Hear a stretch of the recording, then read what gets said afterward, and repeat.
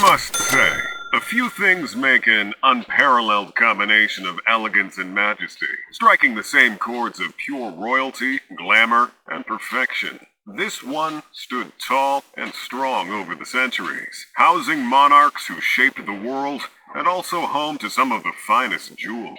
Let me take you on this luxury tour of the $5 billion Buckingham Palace. The fact that Buckingham Palace has been around since the 5th year of the 18th century is known in royal history. King James I was the original Buckingham Palace owner, or at least when it didn't have that name and hadn't been renovated into what it is today. The building eventually fell into the hands of the Duke of Buckingham, who sold it to George III around 1762. George purchased the building for his dear Queen Charlotte as a home for the family. That way they'd have time away from St. James's Palace, which was used to handle court matters. A few years later, the ruling monarch, Queen Victoria, complained about the palace not being big enough to accommodate the royal family and entertain visitors. It was during this major renovation ordered by the Queen that the famous balcony was built. Thanks to Queen Tory, balcony appearances have become a tradition by the royals. Picture standing on an elevated platform and waving at the people during a ceremonial event. Now that's majestic.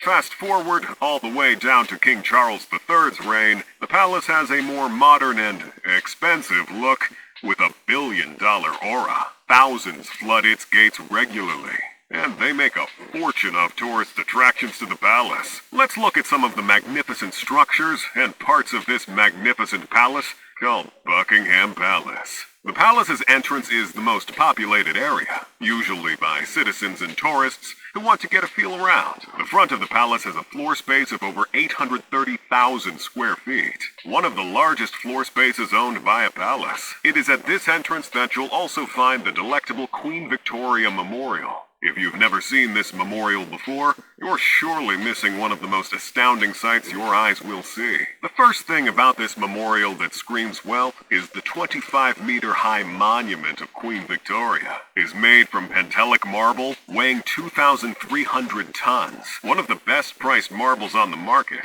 The monument also consists of other statues that complement it and represent the qualities of constancy, charity, courage, motherhood, and truth. It was created by Sir Thomas Brock. Still touring through the memorial, you'll find the Australia Gate, the Canada Gate, and the South and West Africa Gate, all collectively referred to as the Dominion Gates. And if you think this grand entrance has everything imaginable, then wait till you see the Memorial Gardens. Wonderfully constructed flower beds lay around the semicircular design of the memorial. These beds need up to 22,500 plants during the summer, and up to 50,000 during the winter. Who said life wasn't a bed of roses? Or should I say, a bed of exotic flowers? Not to forget, thumbs up to Sir Aston Webb, who designed this amazing structure for the crown. One thing peculiar about the wealthy is that they are known to go for only the best of everything. Cars, houses, outfits, and even palace interiors. The palace's interior is so large and excellent that one cannot help but understand why the British monarchy is one of the most powerful in the world.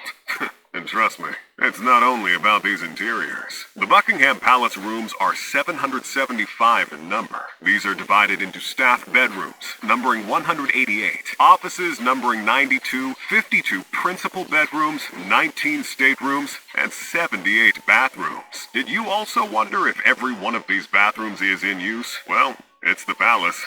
After all, nothing's regular here. Once the door to this masterpiece of grandeur is opened, what greets you, aside from your guide's face, is the state-of-the-art Buckingham Palace staircase. The grand staircase is one of the most iconic structures you'll find inside, covered with red carpet. This antique yet modern staircase, with balusters made of gilded bronze, is indeed a sight for sore eyes. Samuel Parker delivered this masterpiece in 1828 to 1829, and it was worth £3,900. The area above the stairs is complemented by a gold and white scheme, courtesy of King Edward VII.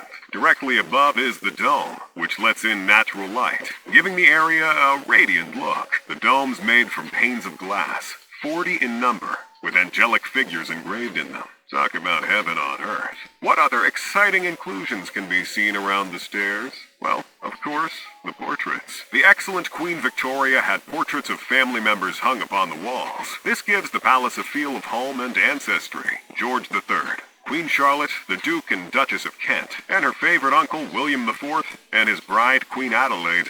It's already settled then. Before you meet the Queen, you've got to first meet her ancestors. The staircase is just one of the highlights of the palace's expensive interior. I am sure by now many of you believe that it can't possibly get any more luxurious than this. Well, wait till you see the throne room. This is where the king and royal family members have their meetings and special occasions. There is almost no other room in the palace that screams pure elegance, importance, and high taste. For 2 centuries now, this room has hosted some of the biggest names from all walks of life. Grand balls, investitures, success celebrations, and even private parties amongst royals and their loved ones. The throne room is more than a work of art. The dramatic design of the canopy and arch over the 2 thrones, or what is popularly called the chairs of estate, was designed by the famous architect John Nash, who was also into theater set designs. The central focus of this room are the 2 chairs of the estate that sit side by side. These chairs were used for Queen Elizabeth II's coronation ceremony in 1953. The Queen used this particular chair with the EIIR embroidery until the end of her coronation ceremony. The throne room also has a mantelpiece in front of a large mirror, with a French clock from the 18th century. Gilt bronze figures of the 3 Horatii brothers collecting swords from a man can be seen around the clock. This room is nothing short of excellence. From the glass doors to the plaster frieze that runs around the ceiling with engraved images telling a war story, to the magnificent windows and angelic statues. After watching this video, dear friend, no one needs to tell you that your Buckingham Palace tour is not complete without a visit to the throne room. Next is the White Drawing Room. This isn't your standard drawing room.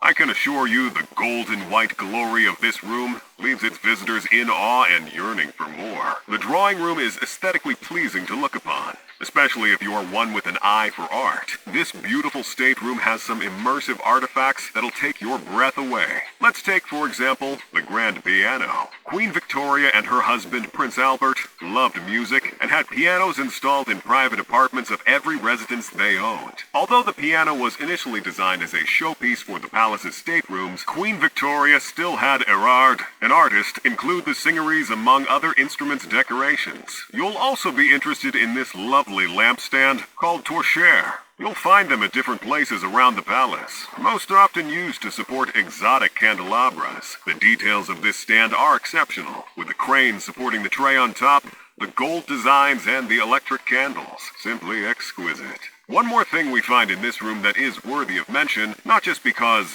it's in this room, but because it's sensational, is a Buckingham Palace painting many don't get to see. The portrait of the beautiful Queen Alexandra. Above the fireplace, you'll find the sensational painting of Queen Alexandra made by Francois Flameng, the artist. This sophisticated artwork complements the white background of the wall, giving it a divine look with the candelabras beside it. This room is one big show of glamour. The sofas, fireplaces, glass doors, and everything else you can find just screams money.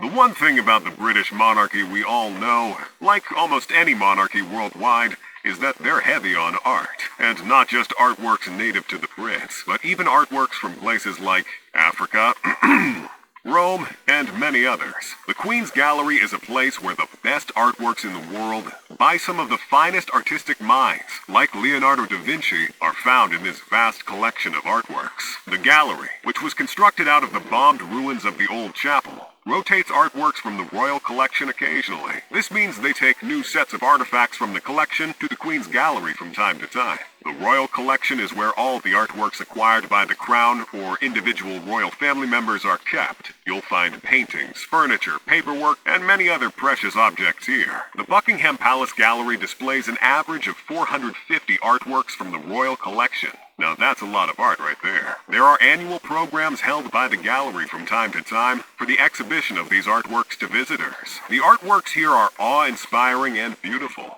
one can get lost in the vast display of different works from different times. Lastly, I'm wrapping this up with a tour of one of the most essential parts of the palace, the Belgian Suite. The Buckingham Palace Belgian Suite is exclusive for only the most essential people visiting the crown. Yes, and I'm not kidding at all. Usually when high-status individuals are invited to the palace or visit, they are entertained by the monarch in the expensive Belgian Suite. The Belgian Suite is a fascinating place in the palace, with facilities befit only for kings and queens. It is an extensive suite of rooms, which you'll find on the ground floor of the garden wing facing north. Many notable people have been hosted here at the Belgian Suite, including Barack Obama and Angelina Jolie. Visitors coming to the suite for the first time are driven in a carriage to the suite. The rooms are well decorated with the best materials, and no one enters without leaving stunned, not just by the beauty and elegance, but also by the perfect reception of Her late Majesty Queen Elizabeth II. It is integral for the royal family to occasionally host unique and highly esteemed personalities, no matter what part of the world they may come from. While you certainly enjoyed that tour as much as I did, why not check out more luxury stuff? Click any of the cards on your screen to watch more interesting content like this.